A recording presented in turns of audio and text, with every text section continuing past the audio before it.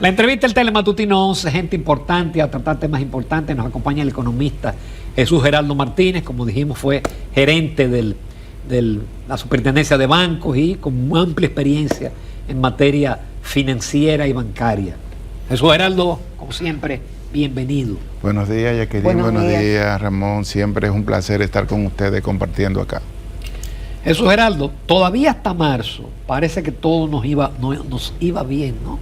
Porque la economía ya iba en 4 y pico, la inflación dentro del rango meta, pero no sabemos qué va a pasar a partir de abril, ¿no?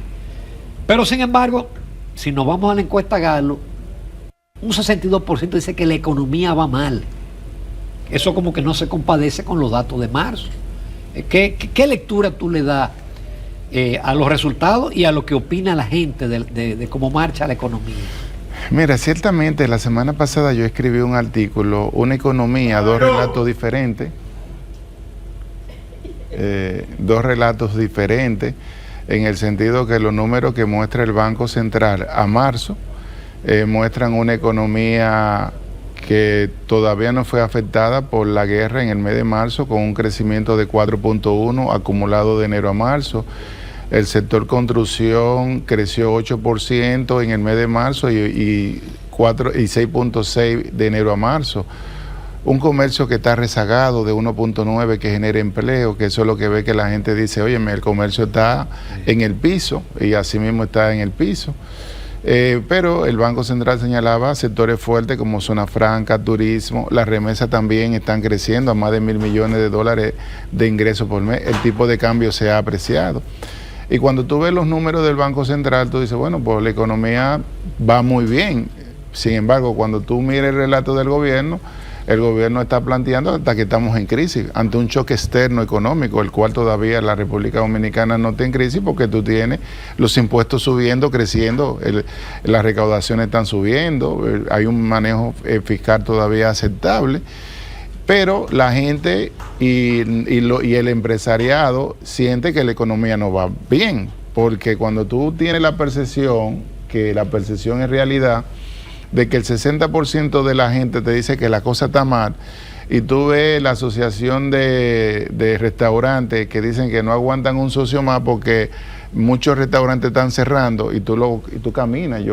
Me gusta salir los domingos a mirar la economía real, y tú ves la mayoría de los restaurantes vacíos, ya no es ese boom, la gente se ha recogido. Pero yo le preguntaba a un amigo empresario del sector ferretero que me está mirando, y le dije que iba a hacer este comentario, y le pregunté de cómo está el sector ferretero en materia de construcción. Me dijo, mira, estos últimos 6 meses está mal.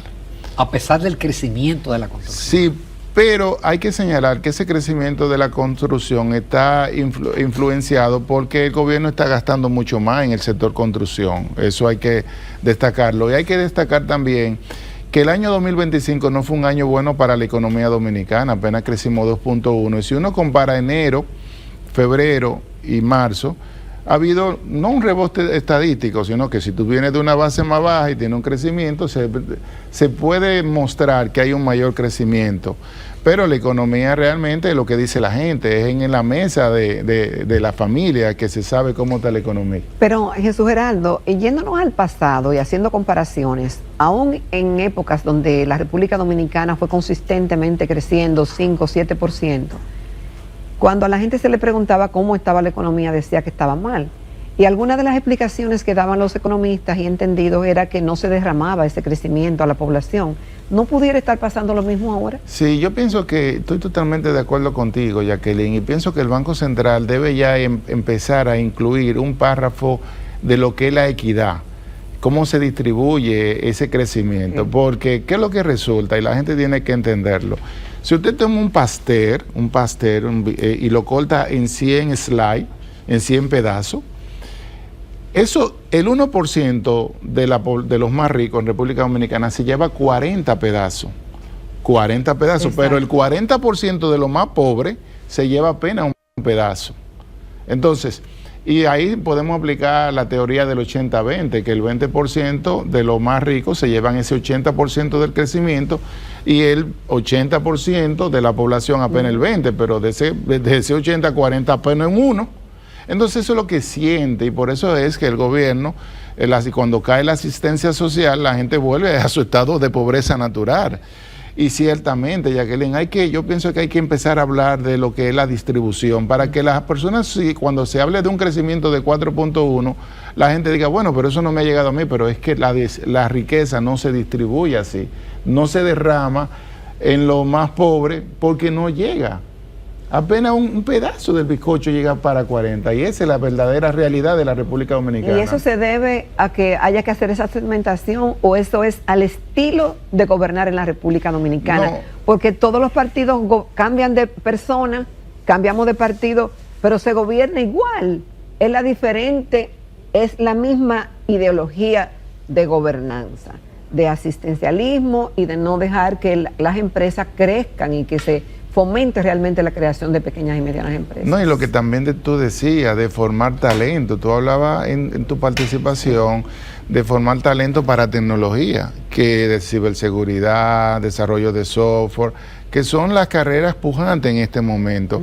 ¿Dónde está el ITLA? ¿Dónde están esas universidades que están promoviendo esto? ¿Dónde está la asistencia del gobierno para promover esto? Entonces, en República Dominicana, para que ese 40% que está ahí, que además está recibiendo el 1 o el 19% de la pobreza monetaria salga, es formando a la gente y capacitando a la gente, dándole educación, dándole herramientas para que no siga viviendo de la asistencia social del gobierno.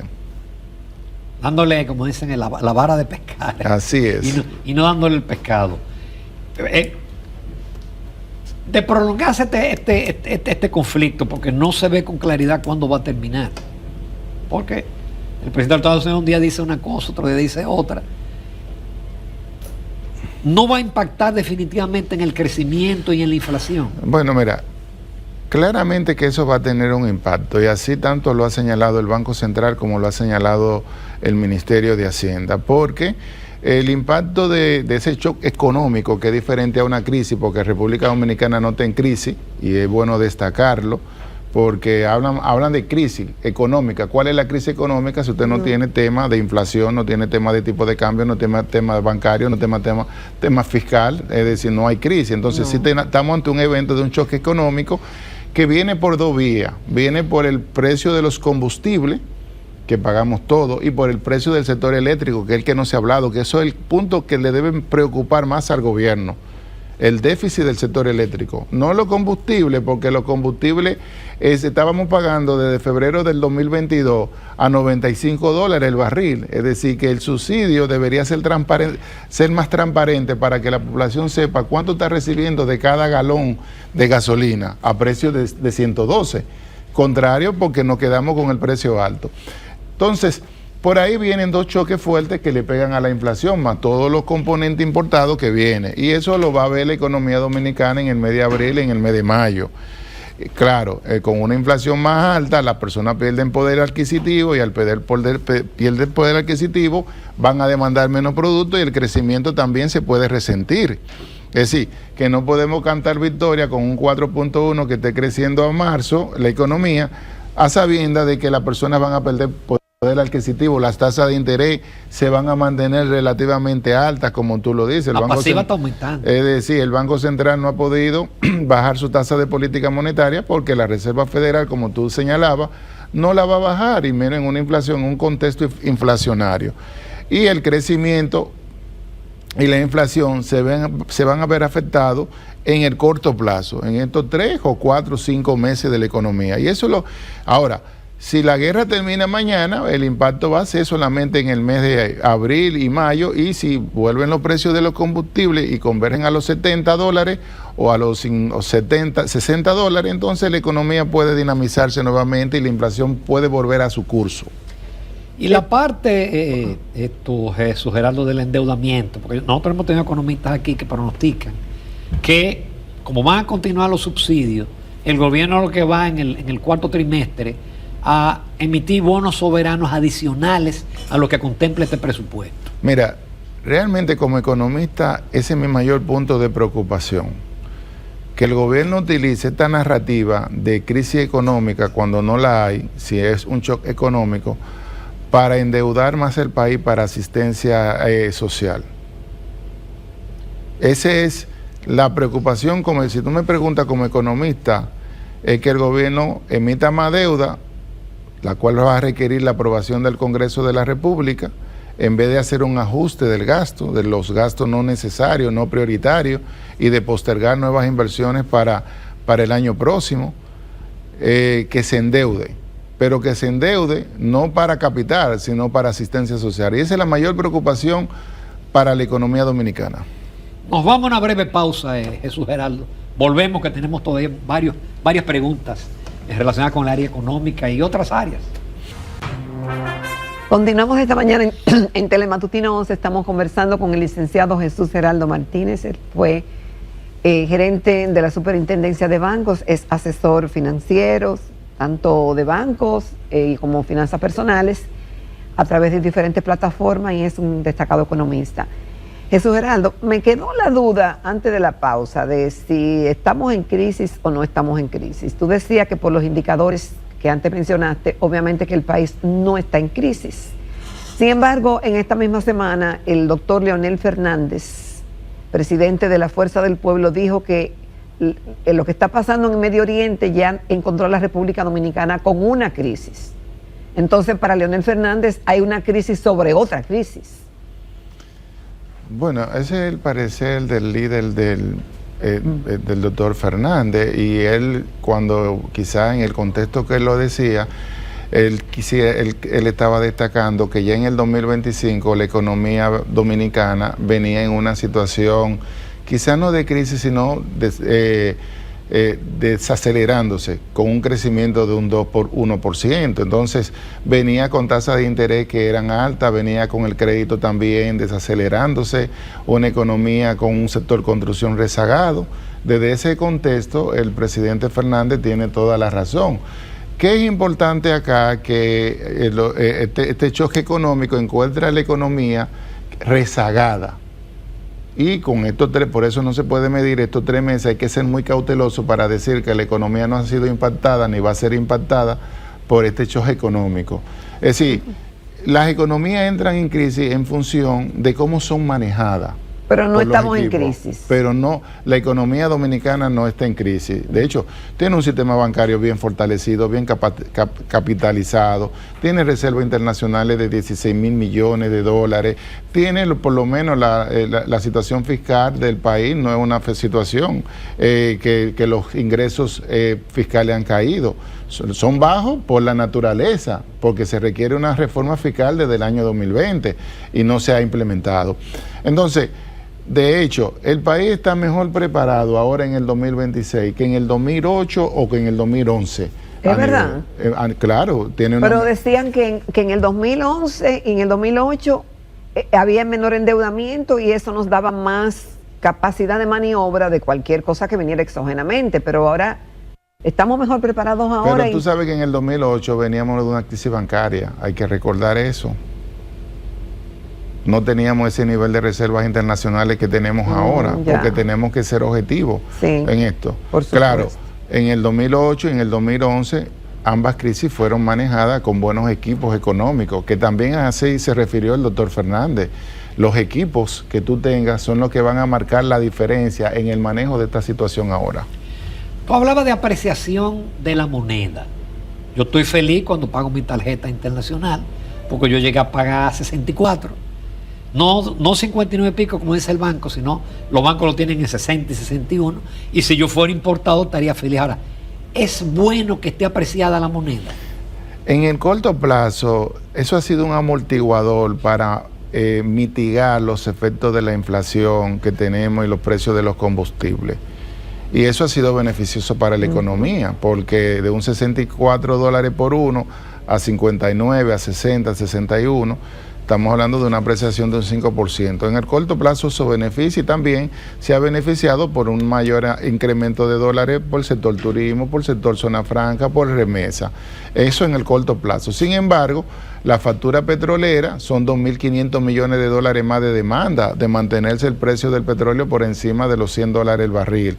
Entonces, y también hay que entender la estacionalidad que se da en el tipo de cambio, que en los meses de finales de marzo, abril, mayo y junio, el tipo de cambio se aprecia, hay que mirar la naturaleza de cómo es el comportamiento del tipo de cambio, pero a partir de finales de julio y agosto el tipo de cambio va a retomar su senda de mayor demanda, entonces hay que tener, en el corto plazo es bueno, pero es un precio de mercado y de estacionalidad, y estamos en el tiempo en que el tipo de cambio se aprecia, y ahí están las estadísticas del Banco Central, que cualquier persona la puede bajar y graficar anualmente y ver ese ciclo que tiene.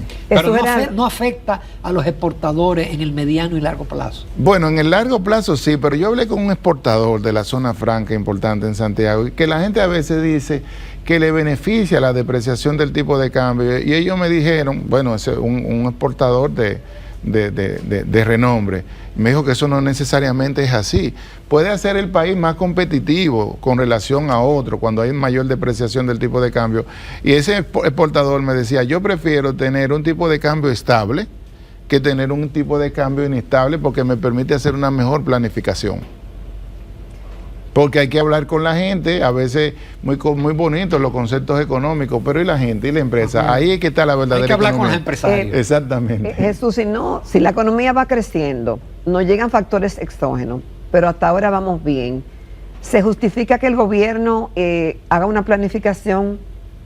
Y si te queda claro de dónde saldrían los 40,000 millones de pesos que el gobierno pretende como recortar y ahorrarse para hacer frente, pienso yo que básicamente a los subsidios. Mira, yo pienso que eso ha sido un anuncio del gobierno, los 40,000 millones, eso no está claro. Quisieron meter a los partidos políticos cuando eso es una ley para recortar 1.640 millones, de 40,000 millones. Eso fue para distraer a la población. Si el gobierno está comprometido que someta un proyecto fiscal ante el Congreso de la República para modificar el presupuesto y diga, mira, vamos a recortar publicidad de 12,000 millones a solo 3,000 millones, o si ya se acabó, cero publicidad, vamos a recortar todas estas ayudas, vamos a posponer este plan de inversión que teníamos en estos sectores. Entonces, ese debería ser el compromiso del gobierno, pero con una ley, no decir ante la ciudadanía que vamos a recortar 40,000 millones, pero ¿dónde están los números? En la mente de ellos, porque no han dicho de dónde. No han dicho de dónde, solamente quieren meter a los partidos políticos cuando se sabe que eso es una ley específica y no lo pueden hacer. Habría que modificar tanto la ley de presupuesto como la ley de los partidos, dos leyes. Gerardo, tú hablabas de los indicadores financieros de la banca, que es muy bueno, pero llama la atención que la banca crece en términos de rentabilidad mucho más que la economía dominicana y como sectores. Mientras el año pasado crecimos 2.1, el sector financiero creció 7. ¿Qué explicación tiene? Bueno, mira, la banca dominicana es el motor de la economía. Es la que le da la sangre por donde se canalizan todos los préstamos. Préstamos de consumo, préstamos de vivienda, préstamos para los sectores productivos. El margen de intermediación de la banca básicamente es un 8% con relación a la tasa pasiva y la tasa activa. Es decir, hay mucho tema del crecimiento de la banca no es porque tenemos tasas de interés altas, hay algunas que son altas, pero hay muchas tasas que son competitivas dentro del mercado, que es por eso que la gente de una vez dice que, pero es porque se cobra más en la banca. No, es una banca que es eficiente, una banca que cuando tú analizas los bancos que realmente ganan dinero, porque los bancos pequeños no ganan mucho dinero, es decir, hay que diferenciar que los bancos cuáles son los bancos que mueven. Hay un tema de volumen, porque si los tres principales bancos te concentran el 80% del sector, entonces hay un tema de volumen, como operan los chinos, es decir, en volumen, y el volumen da ganancia, y eso lleva a que la banca dominicana pueda exhibir uno de los mejores números a nivel regional, con una solvencia de 18.5, y eso no ha costado mucho, Ramón, a todos, porque desde el 2004 ha habido un compromiso y los banqueros han tenido un compromiso con la estabilidad del sistema financiero, con la capitalización del sistema financiero, con una mejor gestión de riesgo de crédito de apenas 1.89%, mejor profesionalización de los recursos humanos de la banca. Lo que decía Jacqueline, en la banca hay muy buenos recursos humanos, tanto en las áreas de riesgo, en las áreas de auditoría, en las áreas de negocio. Entonces todo eso... En ciberseguridad. En ciberseguridad. Los bancos también han pasado a ser mucho más eficientes por el área digital también. Entonces, que los bancos han hecho su esfuerzo y ese es el resultado. Tener, claro, en este año, el año pasado, los números de los bancos no han sido mejor porque apenas la cartera está creciendo en un 8%, lo publicado en la web de la Superintendencia de Bancos, y en un 9% lo que tiene el Banco Central, que son relativamente iguales el crédito privado. El crecimiento de... Pero venimos entonces, cuando comparamos los números, los bancos estaban acostumbrados a tener más de 2 dígitos, un crecimiento promedio de un 18%. Es decir, que el negocio de los bancos ahora mismo no es que las cosas están tan bien, están mejor que el resto de la economía, y hay que entenderlo. Pero no, y porque es una situación a nivel general, como está la economía, también los bancos también están resentidos de que no tienen ese crecimiento que solían tener en años anteriores. Pero ha habido un ligero aumento de la morosidad y de las provisiones. Sí, ha habido un ligero aumento de la morosidad, y es natural, porque si la economía está resentida y la gente dice que está mal el 60%, claramente que la cartera y los bancos lo que tienen que hacer es gestionar mejor su riesgo de crédito, sobre todo la parte de consumo, evaluar mejor la capacidad de pago de los deudores de las personas, porque yo escribía un artículo de la ilusión monetaria para publicarlo en este fin de semana en un periódico, de que la inflación, la gente ganaba hace 3 años, 4 años, 50,000 pesos, hoy ganan 65, poniendo un ejemplo. Pero ahí lo que hay es una ilusión monetaria, porque en ese tiempo los precios han aumentado un 30 y un 40%.